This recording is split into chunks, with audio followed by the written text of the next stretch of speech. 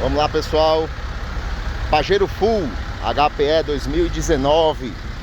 Veículo blindado.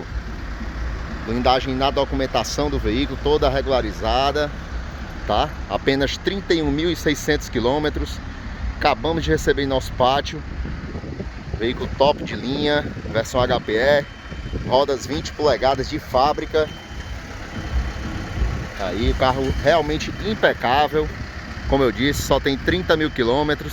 A blindagem do carro intacta.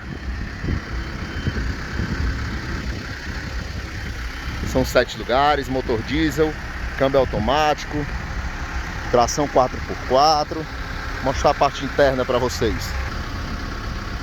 Na parte interna, o carro conta com ajuste de banco elétrico, bancos em couro.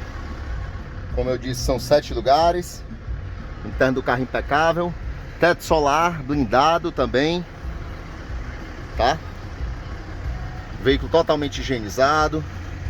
Kit multimídia de fábrica, computador de bordo, ar-condicionado digital, câmbio automático, tração com reduzida. Painel do veículo, como você vê aí, apenas 31.600. Volante multifuncional, retrovisores rebatíveis, tá? Blindado aí pela La Fonte com vidro Sec Force. Então tá aí, pessoal. Para quem quer um carro já blindado, 2019, sem detalhes, tá aí o carro. Um pouquinho rodado.